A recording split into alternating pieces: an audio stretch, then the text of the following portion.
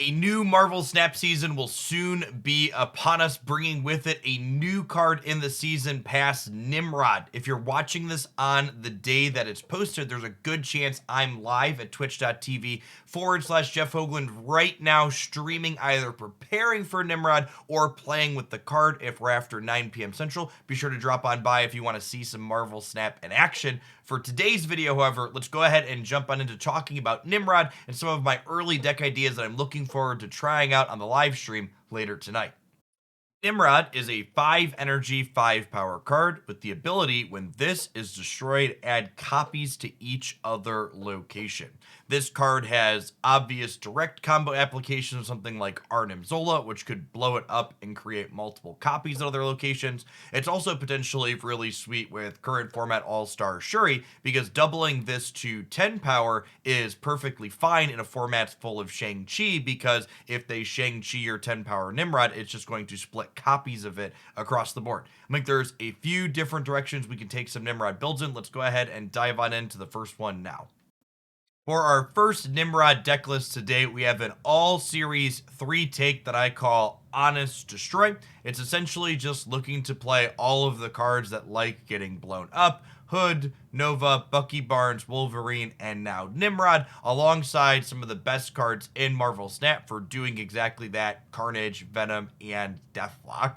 The big thing this archetype has going for it is the fact that we get to play Killmonger as well as Shang-Chi for key interactive cards in the format, and then because we're blowing a bunch of things up anyways, we've got a copy of Death here at the top end of the curve. The one big question in my mind when looking at this deck list is, will there be times where playing Arnim Zola on Nimrod on turn 6 is an ideal play, or is that just going to be a little bit too clunky because we'd rather be playing something like Shang-Chi plus Carnage or Killmonger plus Venom in the final moments of the game so we can be interactive with our opponents when we most desire before that game finally ends. It's also going to be interesting to see, without something like Wave to cheat her out, is Death reasonable in a deck like this?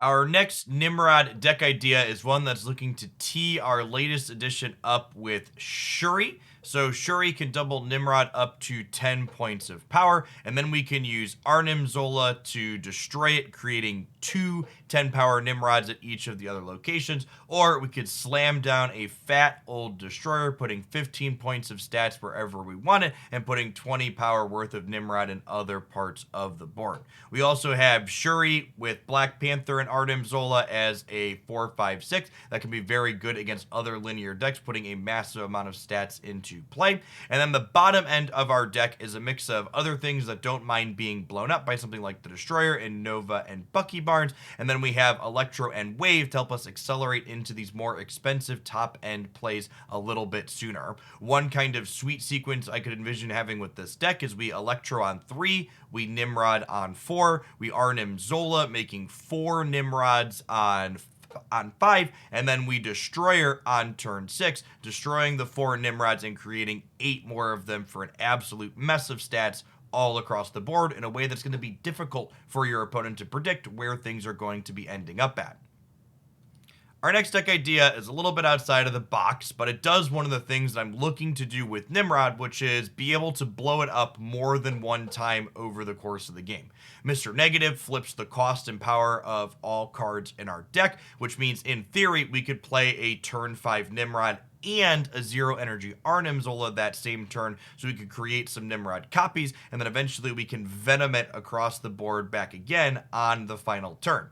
Null also gets inverted nicely with Mr. Negative, and because we're looking to play something like Forge to potentially power up Nimrod, we've also got a little bit of a Deadpool sub-theme as well. It's worth noting that Bast is perhaps a touch awkward with our 5 power cards, so that's something I want to keep an eye on and perhaps won't work out, but Bast is so powerful with Deadpool, it's definitely something I want to try at the start. If you're missing Bast, or if it ends up feeling awkward for you, I could definitely something like Nakia perhaps being good, since she not only powers up Deadpool, but would also make Nimrod bigger before we start blowing it up and passing it all around the game board. Our next deck idea spawned after I took note of the fact that Nimrod creates a bunch of 5-power things, and one of the things we use to create more Nimrods is also a 5-power thing in Deathlock. So Cerebro gives all of our cards with the highest power +2 stats, meaning if they all have 5 power, they all get a boost. What's better than 5-power Nimrods going everywhere? 7-power Nimrods, of course. This also has the newly buffed Sandman in it with 5 stats, which loves Doctor Doom as a follow-up, who also gets a bonus from our Cerebro. We are still playing Electro here, so we can just have some curves where we play Electro on 3, Sandman on 4, Nimrod on 5, Zola on 6, etc. Just locking our opponent out of making too many plays at once, while we're able to spread power all across the board by putting a single card out. While I personally am not a fan of the play patterns that Galactus brings in Marvel Snap, there's no denying the fact that Nimrod opens up new avenues attacks for one of Marvel Snap's most powerful cards. Nimrod makes a more fair Galactus quite possible, where you're playing Galactus out on the 6th turn of the game and being able to put a ton of power into the lane behind it, thanks to how Nimrod copies itself across the board when it gets destroyed.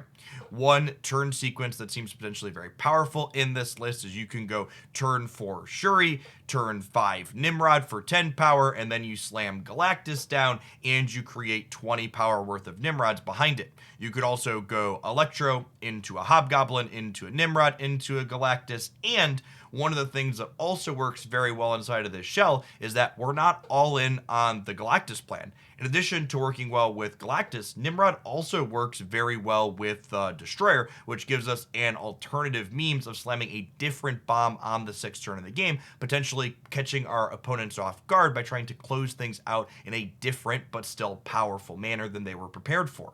It's also worth noting that the Destroyer's a pretty sweet stat stick. If your opponent plays something like Leech, it's still 15 points of power for 6 energy. If I had to take a stab at estimating the power level of Nimrod before playing games with it, I would wager it's probably somewhere closer to a MODOK power level card as opposed to an initial Zabu or Silver Surfer power level card, meaning that there's probably sweet things we can do to build around with it, but there's also really powerful counterplay to the card that already exists in the format. Armor and Cosmo especially have always been tough cards for the more honest destroy decks to climb over, so those are going to be things you're going to want to keep on your mind when you're looking to play with this card, especially when you're playing into common archetypes like Shuri that have been known to leverage those powerful disruptive effects.